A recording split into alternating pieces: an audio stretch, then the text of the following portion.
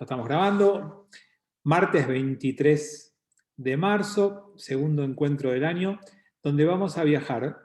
Veníamos trabajando, estudiando y conociendo Palestina, y hoy nos mudamos a Estados Unidos. Ahí sí están vacunando sin problema, así que si alguno quiere puede aprovechar el viaje y vacunarse. La idea es que veamos un poco el origen y el desarrollo de la comunidad judía de Estados Unidos. Lo que más nos va a importar es este final del siglo XIX, comienzo del siglo XX, que es el tema de este año. Voy a hacer una pequeña reseña anterior para que recuerden cómo fue que surgió la comunidad judía de Estados Unidos, pero el tema central es ver algo de finales del siglo XIX, comienzos del siglo XX de la comunidad judía de Estados Unidos. De eso nos vamos a dedicar hoy. Para después seguir viendo otros destinos, otros lugares del pueblo judío durante el comienzo del siglo XX, que es el tema con el que empezamos este año. Bueno, el año que se toma como de inicio de la comunidad judía de Estados Unidos es 1654. Hay registros de judíos anteriores a esto, sueltos, perdidos, pero son casos como muy aislados. Recién en este año, siglo XVII, a mediados del siglo XVII, podemos hablar de un grupo de judíos que llegó desde Recife, Brasil.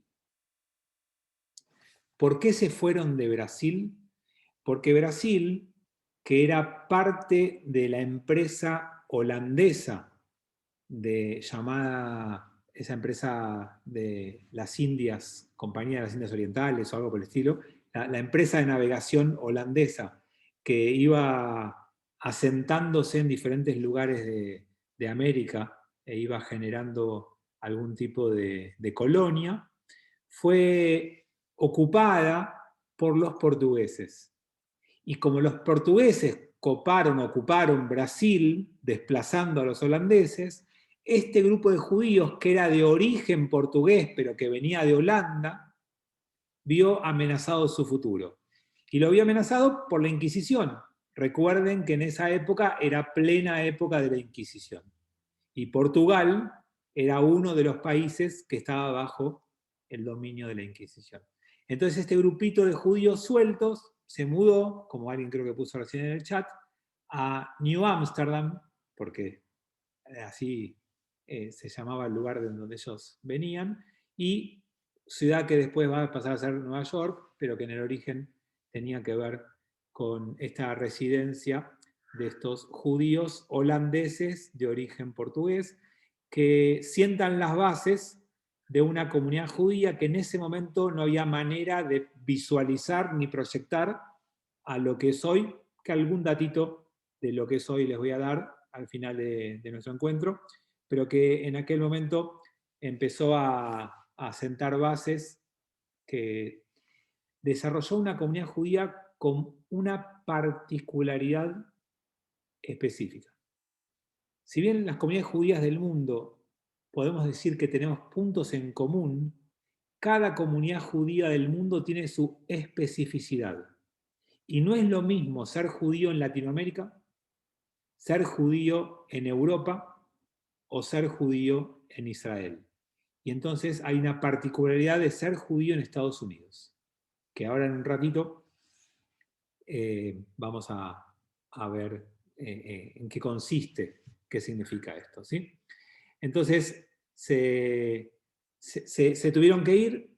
Habían imaginado posibles destinos como Jamaica, como Cuba, pero la verdad que eran colonias españolas y iban a estar tan mal como las colonias portuguesas. O sea, tanto España como Portugal tenían a la Inquisición como súper metidos en sus gobiernos, en su poder, entonces no iban a poder estar en ninguno de esos lugares tranquilos. La Inquisición, recuerdo que en aquel momento, igual después vamos a ver algo de la Inquisición del siglo XIX acá en América, pero en América del Sur, pero simplemente como para que tengan en cuenta, la Inquisición era la organización que te decía muerte o dunga dunga.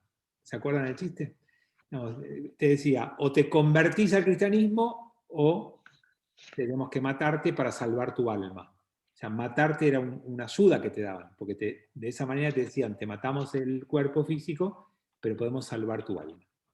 Entonces, como con la Inquisición no había ningún tipo de negociación posible, se establecieron en un lugar donde no hubiera Inquisición, y la tierra del norte era gobernada a la distancia por los ingleses. Y si alguno recuerda, en Inglaterra hubo unos años, unos cuantos, en donde la vida judía estuvo prohibida también. Pero ya para este momento, para el siglo XVII, los judíos tenían ya derecho de permanecer o de vivir en Inglaterra o en colonias inglesas. Entonces, como tenían algunos de esos derechos, es que se establecieron ahí, que en realidad los primeros años fueron más de incógnito, y después los ingleses formalmente tomaron control de la zona y pudieron tener derechos más a la vista. O sea, fue un proceso, no es que 1654 es el año exacto, se inicia un proceso en donde este grupo judío se puede asentar, después de unos años puede legalizar su situación y de a poco empieza a aumentar el número de judíos. Ya no había prohibición para residir en colonias inglesas, y entonces más o menos los judíos estuvieron prohibidos en Inglaterra unos 400 años. No es que estuvimos bien con los ingleses. Hubo un periodo muy amplio, 400 años, en donde no hubo judíos oficialmente en todo Gran Bretaña. Por eso vieron toda la polémica de si Shakespeare era o no era antisemita, y si había visto alguna vez un judío en su vida o no. Tiene que ver con esa prohibición que no permitió la vida judía. A partir del siglo XVII, de mediados del siglo, de la segunda mitad del siglo XVII, los judíos podemos retomar esta posibilidad, y hubo una persona llamada Oliver Cromwell, que fue el protector británico, que finalmente nos permitió el establecimiento. Levantó la prohibición, y entonces a partir de ahí se generó un asentamiento judío bastante importante. Este primer lugar elegido para desarrollo judío se llama Newport, en Rhode Island. No es exactamente en Nueva York, está a unos entre 100 y 200 kilómetros, no acuerdo exactamente, pero no es exactamente en Nueva York. Se llama Newport, que queda en Rhode Island, y ahí es donde, finales del siglo XVII, se establecen la mayor cantidad de judíos y se inaugura la primera sinagoga oficial.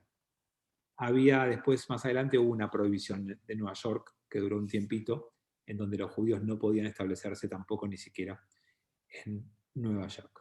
Así que después podemos decir que el siglo XVIII recién tiene la primera sinagoga en Nueva York oficial. A partir del 1730 más o menos, tenemos ya sinagoga oficial en la ciudad de Nueva York, que empieza a ser ya así, a partir de ahí, un centro de atracción de judíos. Pero todavía con mucha pobreza. No se imaginen Nueva York de hoy. Bueno, hoy post pandemia tal vez sí, pero no Nueva York pre-pandemia. Piensen en una Nueva York que era tal vez como el 11 acá en la Argentina, ¿no? O sea, buscar una zona de mucha circulación, de mucha gente, de centralidad por el puerto, por la conexión, por el océano, pero de pobreza, de mucha pobreza todavía. Entonces, en todo el siglo XVIII, los judíos en Estados Unidos empiezan a tener derechos religiosos y de a poquito también algunos derechos políticos. Igual acuérdense que el siglo XVIII es el siglo de la guerra revolucionaria en Estados Unidos. Ellos se rebelan contra la ocupación inglesa y hay una guerra ahí muy fuerte, que no es la guerra del siglo XIX entre el norte y el sur, que esa es una guerra interna, que también los judíos estuvieron involucrados en ambas y tuvieron algo que ver en cada una de ellas.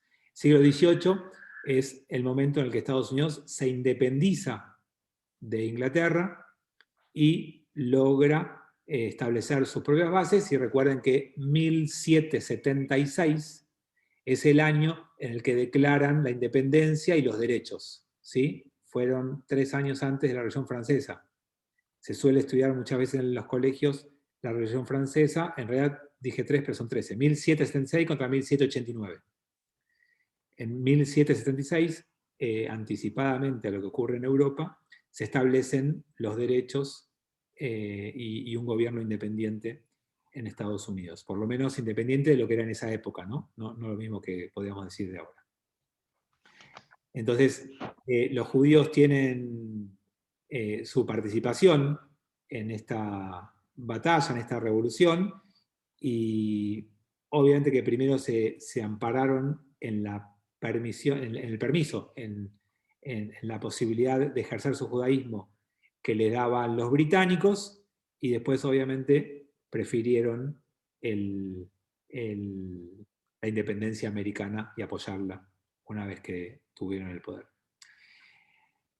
Los ingleses llegaron tan lejos en el siglo XVIII que, por ejemplo, aparecen los primeros permisos para que los judíos que ocupen cargos públicos no tengan que jurar como si fueran cristianos. Vieron que los cargos que se asumen tienen que poner la mano sobre una Biblia y rezar, y jurar por los santos evangelios o por el cristianismo y demás.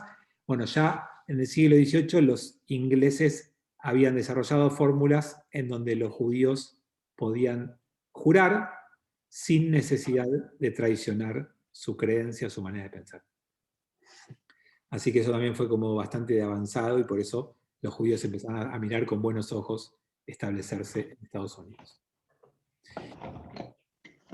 El otro problema que tuvieron los judíos en Estados Unidos fue con los puritanos. Los puritanos, que en Estados Unidos hay unos cuantos y están en el interior del país muy arraigados, combatieron y hicieron imposible el establecimiento de comunidades judías. No permitieron que esto pasara, y entonces hay ahí un montón de historias de luchas o de conflictos o de imposibilidades de establecerse, que hay que diferenciar muy bien los puritanos de los evangelistas, que en general los evangelistas sí vieron con buenos ojos y permitieron mucho mejor el establecimiento de los judíos, y eso ocurre hasta el día de hoy. La mirada del evangelista en general en Estados Unidos es muy muy a favor de la vida judía y del establecimiento de los judíos. Incluso muchos de ellos hasta el día de hoy ayudan económicamente a Israel porque creen que el reino de Israel debe consolidarse para la venida del Mesías, que ellos esperan también, que es la segunda venida que esperan ellos. Entonces ahí tenemos una diferencia entre las diferentes vertientes religiosas de Estados Unidos respecto a el trato a los judíos. A nosotros, en principio, los puritanos no nos querían.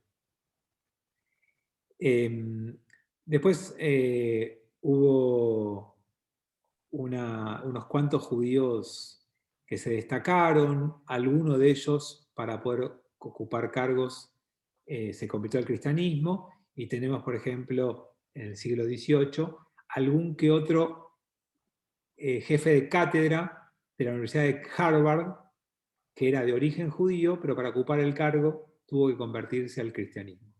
Yo no sé si saben, pero la Universidad de Harvard, hasta mediados del siglo XX, tuvo cupos de judíos. A muchos judíos les fue negado el acceso a Harvard, y estuvo como nunca fue oficial, ¿no? Pero había cupos para judíos en Harvard. Después, en los comienzos de la segunda mitad del siglo XX, tenemos hasta un judío rector de Harvard, ¿no? Como que después ya en la Universidad de Derecho de Harvard fue dirigida por un judío,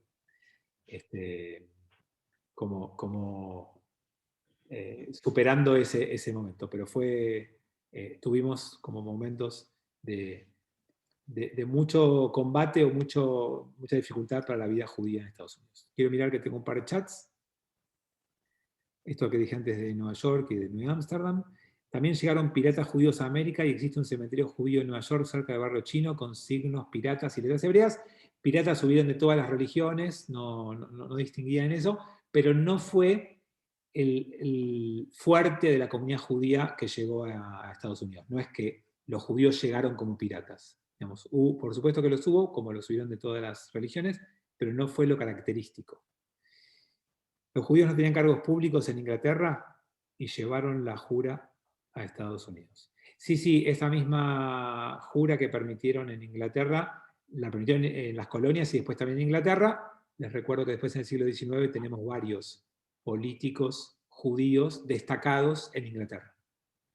Vimos nosotros uno, por ejemplo, Herbert Samuel, que hablamos, de Israel y es otro. Hay varios políticos ingleses judíos muy destacados, obviamente a partir del siglo XIX. Siglo XVIII también, pero más que nada siglo XIX, como el momento donde cambió todo esto. Porque recién en el siglo XVII, mediados, segunda mitad, Inglaterra levantó la prohibición de la vida judía. Por eso hay que esperar hasta el siglo XVIII y hasta el siglo XIX para verlos a los judíos más integrados y más activos. Con la guerra que les conté antes, esta guerra de la segunda mitad del siglo XVIII, esta guerra de la revolución, tenemos una expansión de los judíos a nuevas ciudades. Además de lo que hablamos antes, empezaron a establecerse algunos judíos en Massachusetts, algunos judíos se establecieron en Boston, y a partir de mediados del siglo XIX ya tenemos comunidades organizadas en Boston, con sinagogas oficiales y demás. O sea, los judíos no están solamente en Nueva York, empiezan a expandirse y cada vez más ciudades de Estados Unidos tienen judíos. También durante esta guerra, algunos otros judíos se fueron a Filadelfia, donde también se funda comunidad judía en Filadelfia, y donde también hay algunos judíos muy destacados. Algunos de ellos muy destacado en las finanzas y muy involucrado en la financiación de la guerra. Los judíos en Estados Unidos tuvieron, alguno que otro, ¿no? Como en Europa, un rol destacado en la financiación del gobierno en los emprendimientos más importantes. Tanto en el tema de ferrocarriles como en el tema de la guerra, hubo judíos financistas que participaron activamente en todo esto. Y eso empezó a darle al judaísmo en Estados Unidos un empoderamiento y un lugar distinto, ¿no? Como pasó en Europa, lo mismo que conocemos del siglo XIX en Europa, que ya algo hablamos acá, lo vimos bastante en detalle con familias, con apellidos y demás. Las familias europeas eran más famosas y más conocidas, el caso Rothschild y Hirsch y demás, pero en Estados Unidos pasó algo similar con algún que otro judío muy destacado. Y vamos llegando a nuestra época, lo que a mí me importa más. 1880, en Nueva York hay más o menos 80.000 judíos. 80.000 judíos en 1880. ¿Por qué es importante este año? Porque en 1881-82 empiezan los principales pogroms en Europa, especialmente en Rusia y Polonia. Y empiezan las inmigraciones masivas de judíos. Ustedes saben que los judíos fueron eligiendo diferentes destinos, que estuvimos estudiando los que vinieron a Argentina. ¿Se acuerdan que el año pasado vimos algunos que eligieron financiados por Hirsch, por el barón Hirsch, el destino de Argentina? Vimos que algunos financiados por Hirsch también fueron a Estados Unidos y Canadá. Vimos que algunos fueron a Palestina, especialmente financiados por el barón de Rothschild. ¿Sí? Espero que recuerden todo esto del año pasado, ¿no? Me imagino que sí. Y el destino de Estados Unidos, y específicamente Nueva York, fue tan elegido que de 80.000 judíos en 1880 pasamos a 1920, en 40 años, a 1.600.000 judíos. Se reprodujeron más que los judíos en Egipto, que crecieron mucho. De 80.000, 40 años después, hay 1.600.000 judíos. Es muy grande el número y el crecimiento de la comunidad judía, especialmente obviamente de Nueva York, que es lo que estamos ahora en este momento hablando. Y para que tengan una idea más o menos aproximada, en 1910, que ya había 1 millón de judíos, antes de llegar a ese milloncitos, más o menos ese millón de judíos era el 25% de la población de Nueva York. Por lo tanto, en 1910, Nueva York fue la ciudad judía más grande del mundo. 1 millón de judíos, 25% de la población. Para los que dicen que hoy tenemos mucha influencia, miren estos números.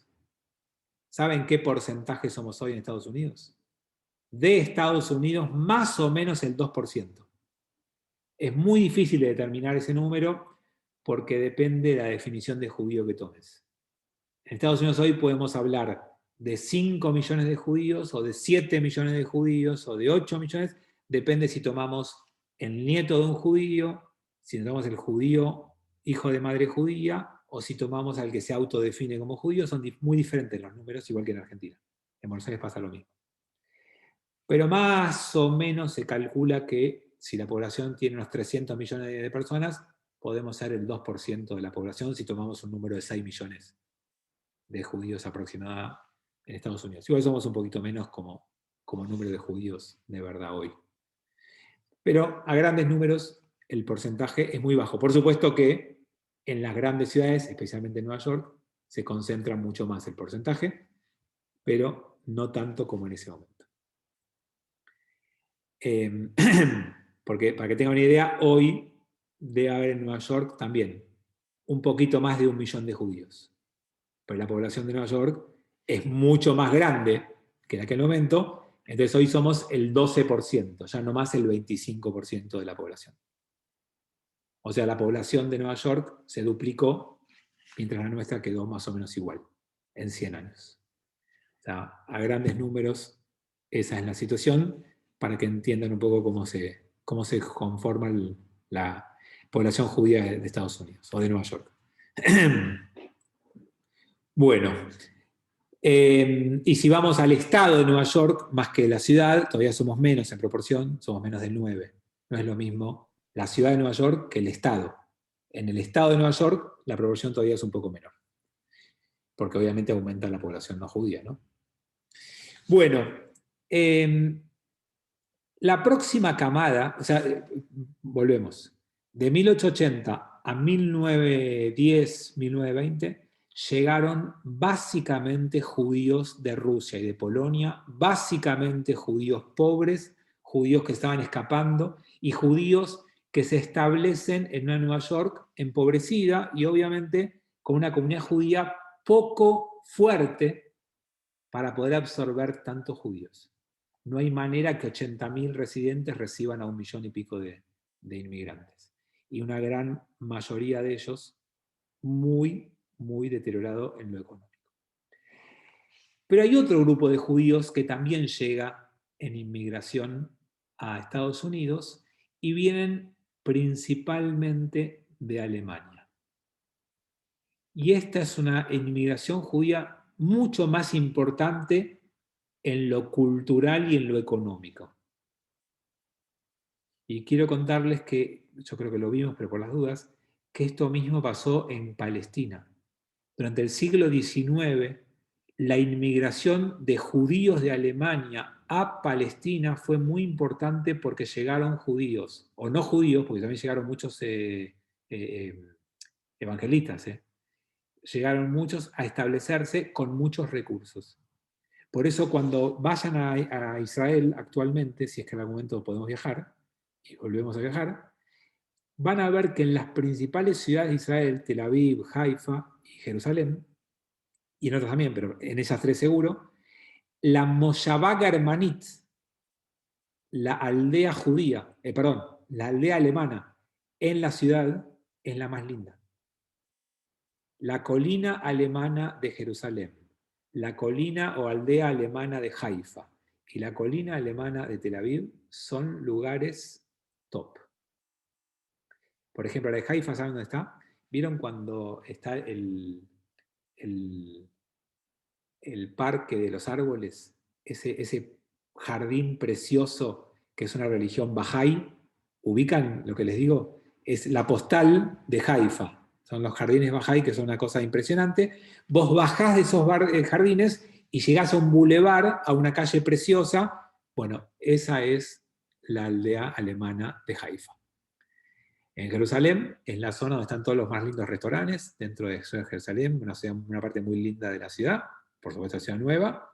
Tenemos ahí la aldea alemana, o Moshavá Germanit, como se dice en hebreo. Bueno, esta inmigración de judíos alemanes es caracterizada por un grupo que busca paz y una nueva vida, y se da especialmente en el siglo XIX. Y llegan a Nueva York para poder encontrar ese lugar para poder hacerlo. Y entonces ahí es donde muchos judíos en Nueva York, de origen alemán, se dedican al arte, a los negocios y a la literatura. Es un número de judíos de clase media con otros intereses y otras inquietudes que los que llegaban de Rusia o de Polonia. Esta inmigración básicamente es de 1830 a 1880. Es previa a la que les conté recién de Rusia y Polonia. Muchos entonces llegaron y desarrollaron fortuna, y algunos también fama. Son judíos que se destacaron mucho en estos años. Dato de color, estos judíos alemanes que llegaron en 1848 establecieron la Bnei Brit. Conocen todos la Bnei Brit, esta organización que se dedica a defender los intereses de los judíos y hoy en día también del Estado de Israel, pero en aquel momento no. Bueno, la Bnei Brit, que tiene hermanos, que tiene algún formato de logia y que nuclea judíos de todo el mundo en reuniones, se establece en Nueva York. Ah, mira, Eva me dice 1843. Yo leí 1848, pero puede ser que tengas vos razón, porque vos tenés tu historia en la Bnei Brit. En 1843 en Nueva York, por judíos alemanes. Bueno, en el libro que yo leí decía el 48, pero seguramente vos tengas razón. Mediados del siglo XIX tenemos el establecimiento de los judíos, de la fundación de los judíos de la Bnei Brit. La gran mayoría de estos judíos es Ashkenazí. Obviamente, con lo que les acabo de decir, que vienen de Alemania, o que venían de Rusia, o que venían de Polonia, es obvio. Pero la gran mayoría de la comunidad judía americana es Ashkenazí. Y más o menos estamos hablando del 90%, 95% de los judíos americanos son Ashkenazí. Después va a haber alguna que otra oleada de inmigrantes de países orientales, de Etiopía y de algún país de Medio Oriente, de Irán, de Irak, pero son muy menores. Por supuesto que hay un 5, un 10% de sefaradín, pero la gran mayoría viene de países ashkenazim, y entonces la mayoría es ashkenazí hasta el día de hoy. La mayoría de los judíos en ese momento de Nueva York se establecen en el Lower East Side, ¿sí? Abajo al este. Esa es la ubicación preferida de estos primeros inmigrantes. Por supuesto, los que todos saben, después el grupo más hasídico y más religioso se estableció en Brooklyn. Pero la llegada de los judíos en este momento está más vinculada a esa parte sur de la isla de Manhattan, que en su momento era la zona más pobre. Hoy hay muchas de esas zonas recicladas, hermosas, divinas, pero es producto de los negocios inmobiliarios de los últimos años. Quienes viajaron a Nueva York hace 30, 40 años se deben acordar de lo que era esa zona. Claro, por ahí un buen dato, siempre lo gastronómico orienta, ¿no? Es donde pueden comerse en Deli Katz. Lo que pasa es que Deli Katz no es kasher. Por eso no lo puedo recomendar. Pero bueno. ahí, donde está la zona de Elikatz, es la zona donde se establecieron los judíos en la primera parte, en la primera etapa, ¿no? Bueno, tenemos entonces una comunidad judía con una parte clase media, aculturados, y básicamente conservadores, que se mezclan con los rusos y polacos judíos que llegan con ideas socialistas. Eran obreros, hablaban en yiddish, tenían una ideología socialista, sionista, totalmente distinta. Y hubo que amalgamar estas dos realidades judías tan distintas. Y por eso, si ustedes escuchan a los antisemitas, que en general están equivocados, van a decirles que los judíos son capitalistas y manejan la plata, y los judíos son socialistas y son bolcheviques y son revolucionarios. Y bueno, en alguna cosita tienen razón. Los judíos que venían, porque lo que te hace socialista o capitalista no es tu religión, es tu cultura, tu nivel socioeconómico, el lugar del cual provenís, tu historia personal. Entonces, ¿tenemos judíos de izquierda socialistas en Estados Unidos? Sí. ¿Tenemos judíos capitalistas de mercado, de clase media alta, culturalmente hablando? También. Y por supuesto que no es tu condición religiosa la que prima en eso, sino tu origen y demás. Respecto a lo religioso, es muy interesante lo que pasó en Estados Unidos. La comunidad judía original, como en todos lados, se sentía más cerca de la ortodoxia, pero sin fuerza. Y en Estados Unidos, a finales del siglo XIX y comienzo del siglo XX, que es la época que estamos estudiando nosotros ahora, penetra y se desarrolla con una fuerza única el movimiento reformista. Y el movimiento reformista es el más poderoso de lo religioso en Estados Unidos en esa época, sin dudas, y hasta el día de hoy. Cosa que no pasó en casi ningún otro lugar. En Europa, el movimiento reformista casi no tiene fuerza, en Latinoamérica no la tiene, y en Israel muy poquito. El movimiento reformista es un movimiento que se desarrolla y triunfa en esta época en Estados Unidos. Aunque se había originado en Alemania, ¿se acuerdan que lo estudiamos acá? Estados Unidos fue el epicentro de este judaísmo reformista. En segundo lugar, el judaísmo conservador es el que toma la delantera en Estados Unidos.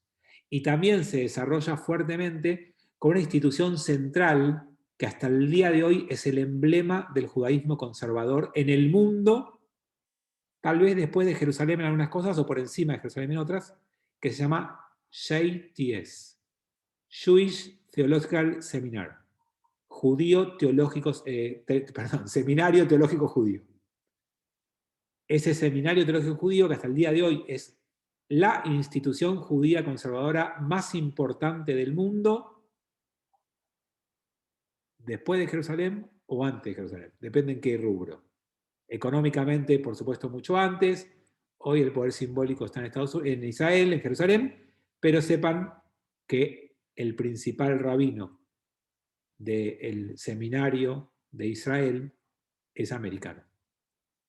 El presidente que dirige todo ese movimiento es un americano que hizo alía. Pero JTS es un emblema del movimiento Masortí, fundado en esta época, siglo XIX, finales del siglo XIX, en Nueva York, por parte de este movimiento muy poderoso. Y después va a llegar la inmigración europea, un poco antes de la Segunda Guerra Mundial y después de la Segunda Guerra Mundial, que va a fundar todo el mundo jasídico ortodoxo de Brooklyn. Todo ese mundo es más producto de la Segunda Guerra Mundial y de la Shoah que de esta primera etapa. Entonces ahí tenemos un desarrollo tardío y posterior de estos judíos que llegaron por producto de la Shoah, tanto los que se pudieron escapar, como los que sobrevivieron y pudieron llegar después. Bueno, En el siglo XIX y XX, la principal causa de migración a Estados Unidos fue los pogroms, pero también la otra gran causa de migración a Estados Unidos fue la pobreza. Los judíos europeos estaban sumidos en la pobreza y también la pobreza fue un factor de migración hacia Estados Unidos. Con esto ahora vamos a ver algo súper importante, pero con esto les quiero contar algo muy emblemático de la cultura americana. Pero les cuento algo más y después les cuento eso. Yo les conté de la institución emblemática conservadora, pero me olvidé contarles la institución emblemática reformista que se creó en Estados Unidos como símbolo de la centralidad judía allí, y tenemos que decir que es el Templo Emanuel, que todo aquel que estuvo en Manhattan lo conoce. Es el templo más grande, más importante, más famoso, más céntrico de la Quinta Avenida. Digamos, si lo recuerdan, es el Upper East Side, no ya más el Lower, es el Upper East Side. O Midtown, es un poquito más arriba de Midtown, en la Quinta Avenida, muy bien ubicado, muy grande, muy importante. Ahí se desarrollan los eventos sociales más top de la vida judía americana. Por ejemplo, yo estuve a punto de hacer el bat de mi hija ahí, pero bueno, finalmente elegí Lambrot, pero además es como el lugar así más top de la vida judía americana rica, y ese es el centro corazón del mundo reformista simbólico, hablando, no real, del mundo americano. Hasta el día de hoy, la mayoría de los judíos que se afilian a algo religioso en Estados Unidos son reformistas. Más o menos el 40% de los judíos afiliados a algo religioso, bajando, 40 para abajo, es reformista. Un 20 es masortí y un otro 20 más o menos es ortodoxo, a grandes rasgos. Esta sinagoga de Emanuel es la más grande, es la más importante del mundo reformista. Les quería contar algo de la cultura judía americana muy importante. Esperen que miro qué chat tengo y ahora les cuento. Bueno, acá dijeron lo de Bahá'í. En la Tel Aviv también están los restaurantes. El tema de la Bnei Brit. Bueno, sí, vino Marshall Mayer, era del JTS. Marshall Mayer fue el rabino, uno de los rabinos producto del Seminario Teológico Judío de Nueva York, que vino a establecerse a la Argentina, y ustedes saben todo lo que fundó, lo que creó y lo que logró desarrollar. Bueno, quiero contarles algo de la cultura, muy importante. Los judíos americanos tuvieron que desarrollar una cultura propia porque se sintieron muy presionados por la cultura americana local. La cultura americana local es religiosa. A diferencia de la Argentina, vieron que en la Argentina la comunidad no judía argentina no es religiosa. La comunidad mexicana de México no judía es religiosa. La comunidad brasilera no judía de Brasil es religiosa. La comunidad americana es religiosa. Entonces el americano ve bien la pertenencia religiosa. Pero al mismo tiempo el americano es muy nacionalista, cosa que otros países no son. Entonces el judaísmo tuvo que desarrollarse en medio de esas dos grandes tendencias de época. Una sociedad religiosa profundamente nacionalista y orgullosa de su ser americano. Entonces el judío americano es un personaje muy especial, distinto a los judíos europeos, distinto a los judíos latinoamericanos, sin ni que hablar de Israel. El judío americano es americano y no duda de su ser americano y de su patriotismo. Y entonces ustedes tienen fenómenos ahora como el de Trump, que desde lo discursivo fue el presidente que más apoyó y ayudó a Israel, y Obama, el anterior, fue el presidente que más perjudicó a Israel en sus decisiones y en sus viajes y en sus discursos. Y en la última encuesta que yo leí dice que el 70% de los judíos de Estados Unidos en la última elección votaron por Biden. O sea, que judíos de Estados Unidos que convivieron con los dos presidentes, demócrata y republicano, con el vínculo con Israel, igual priorizaron su idea de Estado americano por encima del vínculo con el primer ministro o con el Estado de Israel.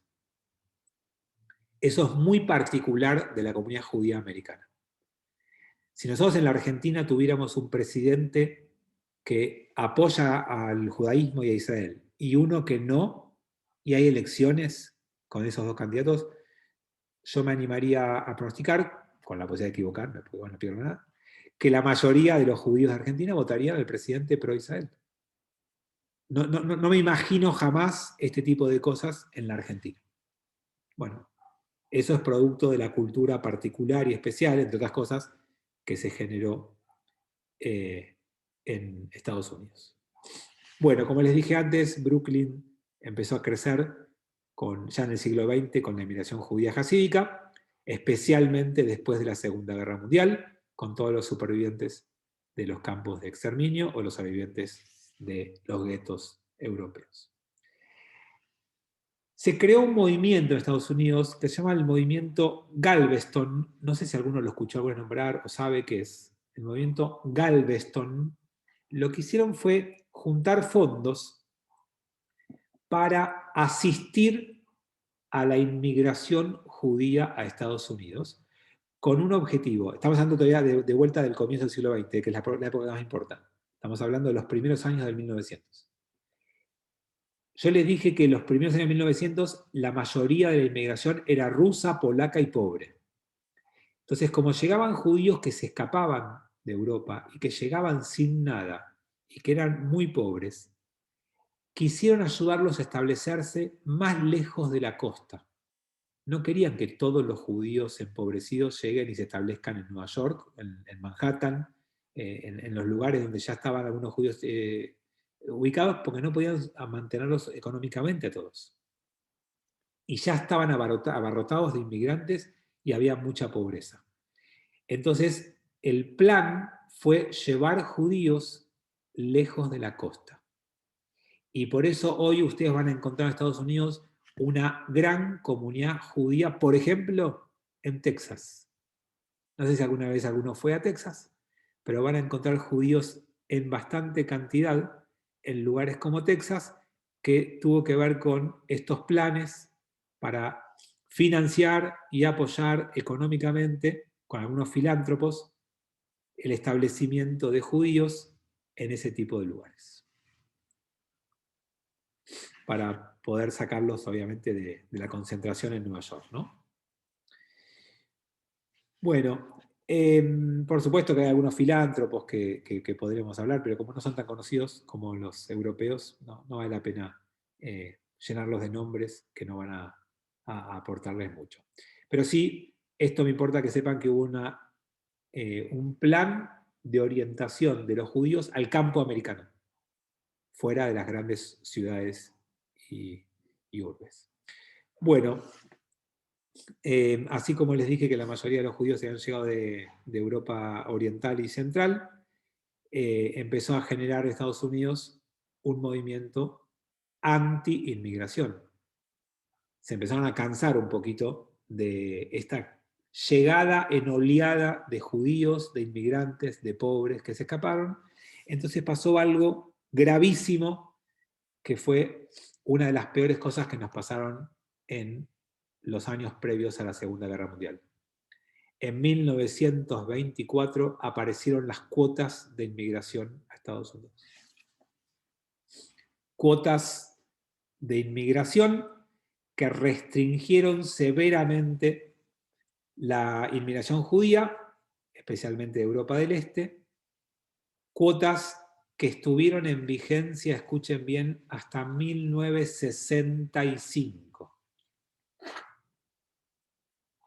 Por eso, los judíos pre-Shoah, durante la Shoah y post-Shoah, no pudieron emigrar a Estados Unidos. Nosotros a veces tenemos la lectura de Estados Unidos de los últimos 50, 60 años, que no es la misma lectura que el Estados Unidos de hace 80.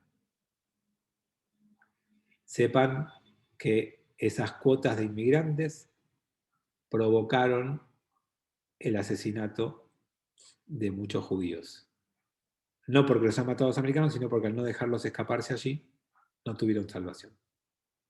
Por lo tanto, tenemos ahí parte de la historia negra de los judíos en Estados Unidos.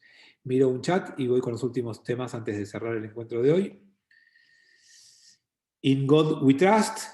Si alguno tiene billetes de In God We Trust que le sobren, en Lambre los recibimos para mostrar esto, para hablar de la religiosidad. Eso. Festejan Navidad y hacen el Seder de Pesaj los judíos americanos. Creo que el Día de Acción de Gracia, más que Navidad, el Día de Acción de Gracia seguro que los judíos americanos lo celebran. ¿Las cuotas eran solo para inmigrantes judíos? No, eran para inmigrantes en general, pero en esos años nos afectó especialmente a nosotros. Fue claramente un tema que tuvo un impacto en el mundo judío que no se compara con ningún otro pueblo que podía buscar inmigración a Estados Unidos. Quería simplemente contarles que otro de los lugares elegidos por los judíos para llegar fue San Francisco, la otra costa. Tenemos en San Francisco la cuarta comunidad judía, la primera era Nueva York, y la tercera o segunda es la Florida, pero también es posterior, ¿no? La inmigración judía a Lambrot, que está en Florida, la inmigración judía a Florida, hizo también de Estados Unidos un lugar, de Miami, un lugar muy elegido, pero también la costa oeste, la costa de San Francisco también fue un lugar bastante elegido, y hoy, hasta el día de hoy, tenemos una comunidad judía importante, muy importante en Los Ángeles y importante también en la ciudad de San Francisco. Obviamente que con la llegada de estos judíos hubo desde publicaciones en Yiddish, teatro en Yiddish y todo eso. En Estados Unidos se desarrolló mucho la cultura judía típica europea. Y después simplemente una nota de color. A San Francisco se mudó un tal, no sé si lo ubican, un tal Levi, que había creado un pantalón un poco duro, un poco rígido, y en San Francisco logró un tremendo crecimiento y llenó de jeans, primero la costa oeste y después todo Estados Unidos. Y este Levi es de esta época, de estos inmigrantes que buscó, se fue a Nueva York, él se fue a Nueva York a la costa oeste, y ahí, ¿saben por qué muchos iban a la costa oeste? Porque estaba la fiebre del oro, y muchos iban en busca de riquezas, y parece que este pantalón era especial para ese tipo de trabajos, y por eso el jean prendió primero en el oeste, y después, bueno, obviamente en el este y en todo el mundo estuvo Levi llevando la marca a todos lados.